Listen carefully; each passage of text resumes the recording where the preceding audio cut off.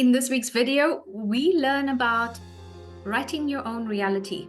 You can tap into the innate ability you have within you to be the author of your life. You have a pen with which to write your reality, and you do this through the power of your imagination. One of the techniques I used in order to move out of the state of lack into the abundance and into the state of the solution. Welcome to the Inner Work Mastery channel, where I help you understand how you can become more self-aware and ultimately connect to the I am presence within by stepping into self-mastery so that you can become the creator of your reality. We're wrapping up on those stories where fiction, which could seem to be untrue and a lie, became the fact in many people's lives. There are 3 stories around this. Previous videos on the dance studio, the story of the Titanic. 14 years prior to the Titanic sinking, there was a novel that read like a predictive reading in terms of the fate of the Titanic. And in today's video, we're going to be looking at how an author becomes the central character in her life, as her life mirrors the novel that she had written a couple of months prior. In this week, we look at how you can write your reality using the power of your imagination. The evidence of your imagination is through the transformation that takes place in your life. Having an image, a clear image of your desire, may be hard to grasp when this happens, when it disappears into the creation that you want to bring about. So whatever it is that you want to manifest, when you have a clear image, when you can see it, feel it, and believe it, that energy, that transformation, the power of the transformation of imagination then disappears into the creation that you are wanting to birth, into what you want to manifest. Something to be aware of, though, is that we can often get lost in the metamorphosis, in that transformation that is taking place. When we start to see some things shift, we then move away from persisting and holding in ourselves the state of our wish fulfilled, which is very important. Imagining the end state is quite important, but equally so important is for you to live from that state. Imagining fulfills itself and creates the physical reality of life. And we're going to see that how long it takes is going to be dependent on a key thing. And Neville spoke about this in detail. It's something that we'll come to. Just a point that I want to highlight and make here. We've seen it in the dance studio case study, where EOL Jr. gets lost in the metamorphosis, in the transformation that initially happens when he gets his first studio. He spends a year in terms of the studio and focusing on growing it, etc. And then he realizes it's very difficult. After a year, he realizes he needs to go back to the principles of the law of assumption in order to expand and create. He really wanted to become the boss of his own studio. So please remember that while you are manifesting, while you are wanting to bring your desires into reality, there are certain things to be aware of. And one of them is not to get frustrated.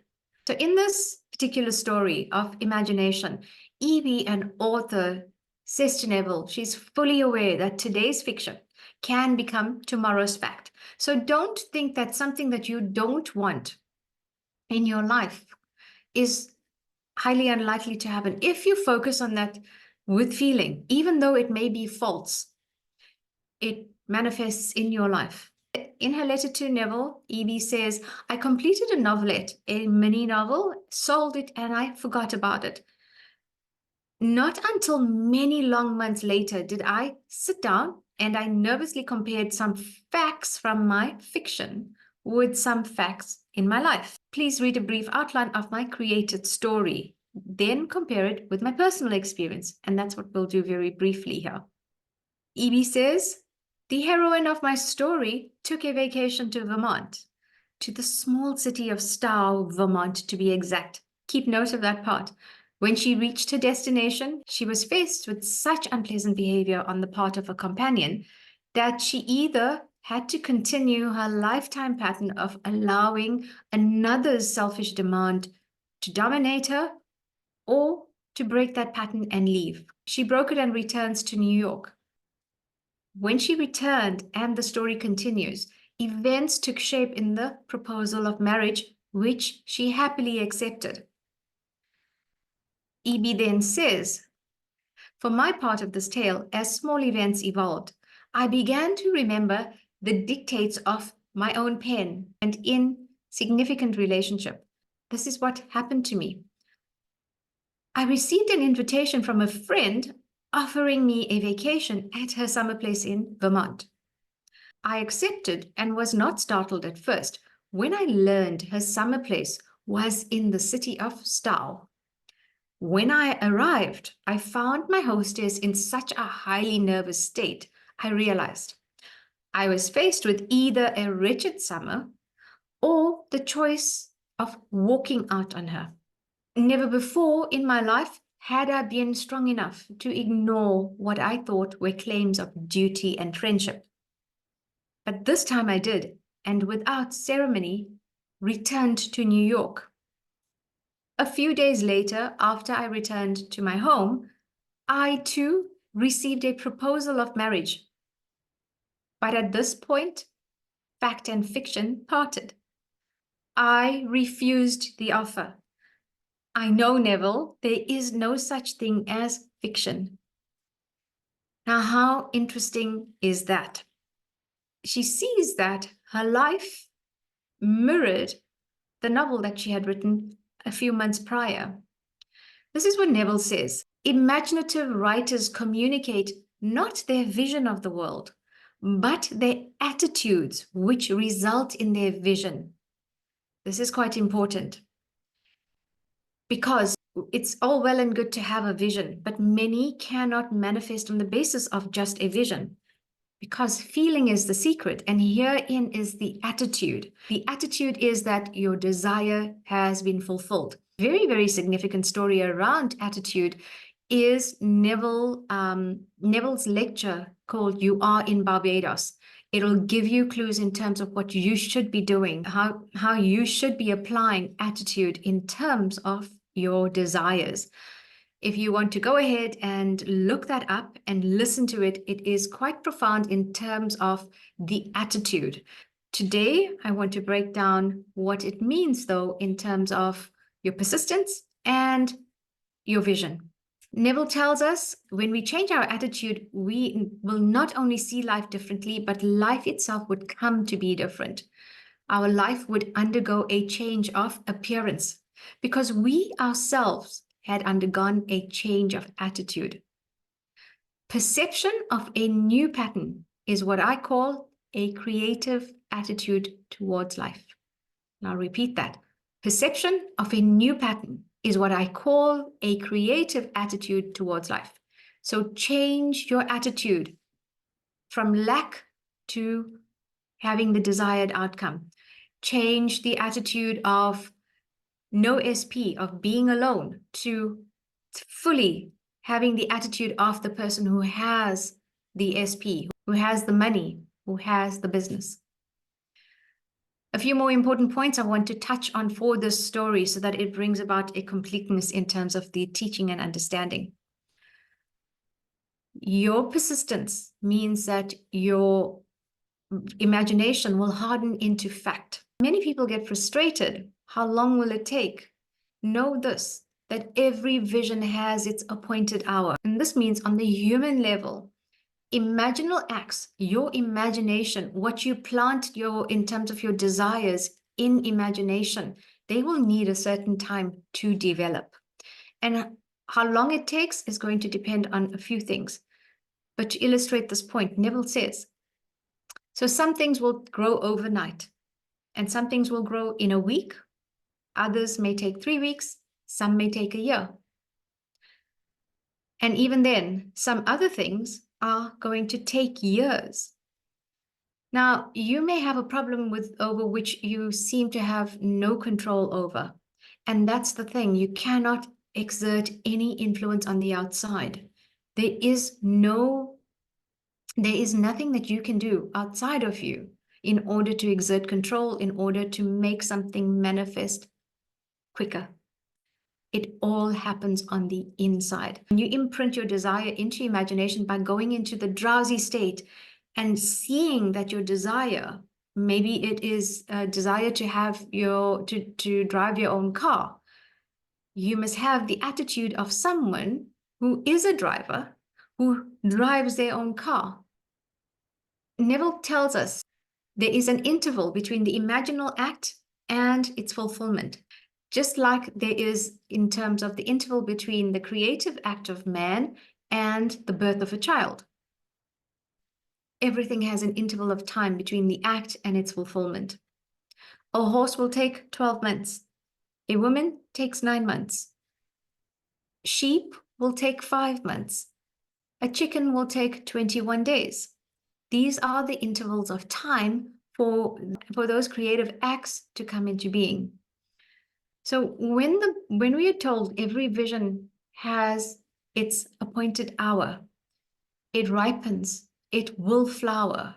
If it seems late, then wait, for it is sure and will not be late. If you want to read more on this, the lecture is I Am Reality Called Imagination. To help you understand this a little bit further, when a woman desires to have a baby and she conceives, what does she have to do from there on in terms of that baby? The answer is nothing. If she does something to try and bring about her baby sooner, it will result in a miscarriage. Therefore, for yourself as well, realize that if you start to go against the conception of your desire, once your desire is implanted, you are to become impregnated. You are pregnant with that possibility. You are pregnant with your creation now. And that creation will blossom and it will ripen at the appointed hour. If you are to try and force it along and do something, you cause a mental miscarriage, which means that you go against believing that you have your desire, that your desire is already fulfilled. That is the attitude you must have. And when you have that attitude that you have your desire, it is already here for you, even though it is not in your physical reality within yourself. You have become the proud parent of your desire coming into creation. And that attitude hardens into fact. So Neville says, just do it. Conceive. Make your desire real. Allow it to be implanted within. Allow it to be impregnated in your subconscious. And every time from there on, once you have implanted this into your subconscious, when you go into SATs in the morning, maybe at lunchtime, maybe in the evening, you now step into imagination. You are going to only see it as done, and you live from that state. So not only will you, in imagination, as you are going into the sleepy state, see that your desire is done and it's fulfilled, you will walk and talk from that perspective as well. So let's say that you are wanting to buy a car. Do not entertain ideas of how expensive it will be or how will you get the funds and how are you going to own a car.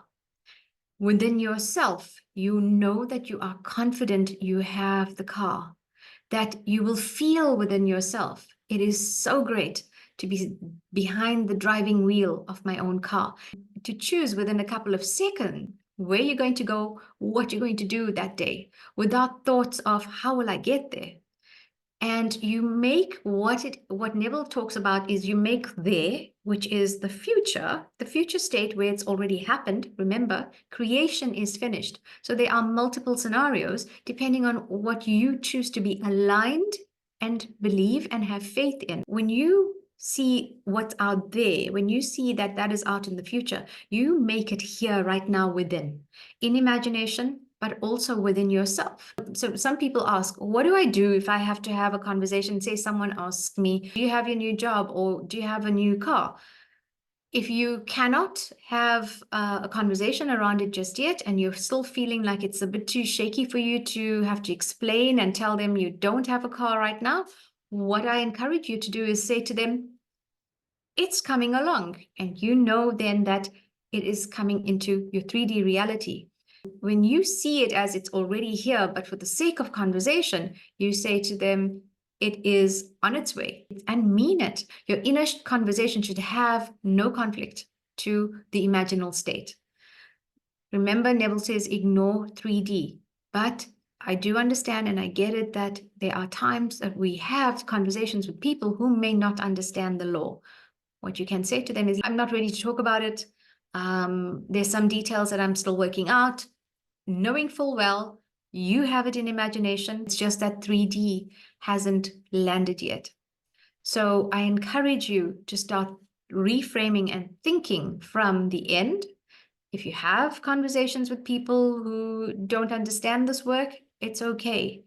Just let them know. There are some things that are still working out. Remind yourself, every vision has its appointed hour. Further to that, what Neville says, what should be done between the assumption of the wish fulfilled and its realization? Now, that point on having a conversation, I encourage you to become the person who does not have any of the outcomes based on conversations alone that you have with people.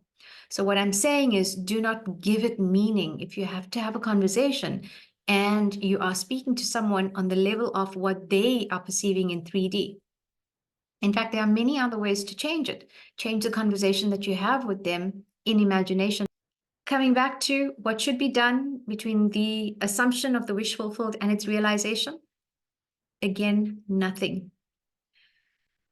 Because Neville tells us it is delusion that we do anything else other than assume the feeling of the wish fulfilled. It is delusion that you think you can do anything to aid the realization of your desire. You think you can do something, you want to do something, but actually, he says, you can do nothing.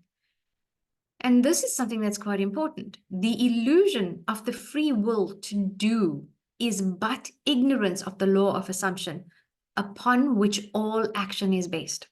I'll repeat that. The illusion of the free will to do is but ignorance of the law of assumption upon which all action is based. Because he says everything happens automatically. All that befalls you, all that is done by you happens. Your assumptions, conscious or unconscious, direct all thought and action to their fulfillment.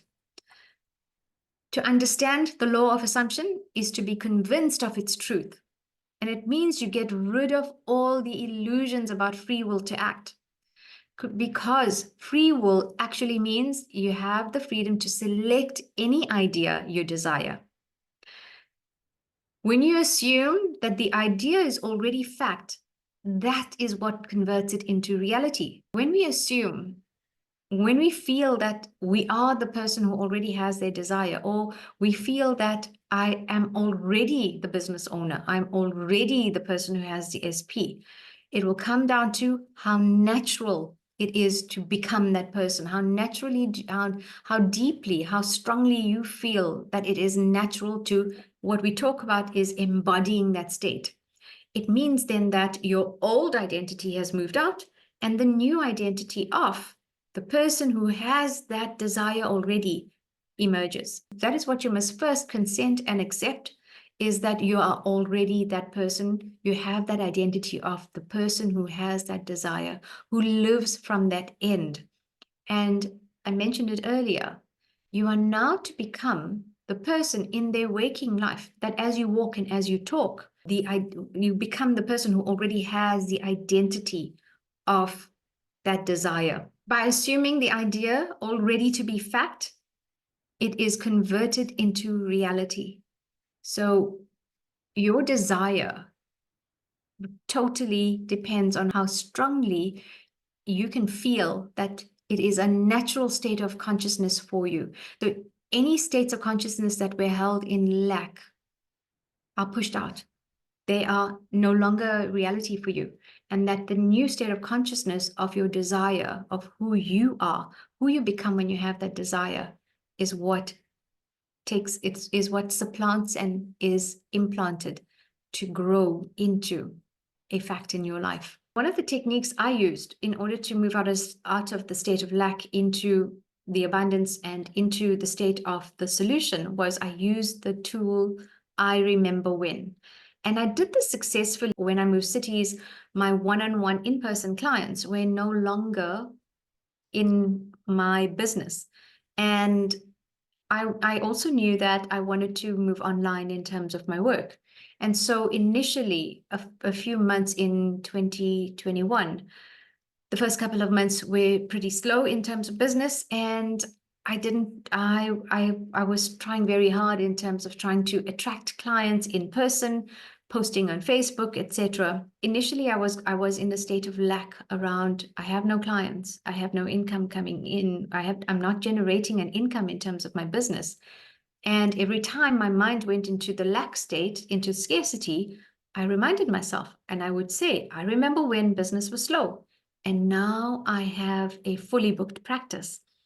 What happened within a couple of months is that every time a state of lack or I had an inner conversation that wasn't in alignment with me having a thriving business, having new clients in my business and clients who signed up and paid in full, I would remind myself, I remember when business was slow and now I have so many new clients. I remember when business was slow and now it's booming. But my attitude was, I know what it's like to have a successful business. I know what it's like to have clients pay me. And so I would bring that attitude into when I would use the I Remember When technique. It's simple. What you are looking at is moving away from a lack mentality, a lack state of consciousness, into what is the solution? What is the desire that you most wish to have? What is the reality you most wish to create? Remember, Neville tells us, test the law and prove it for yourself. Let me know your thoughts and your feedback and your comments on today's video. Be sure to like, to share, to subscribe. I'll see you in the next video.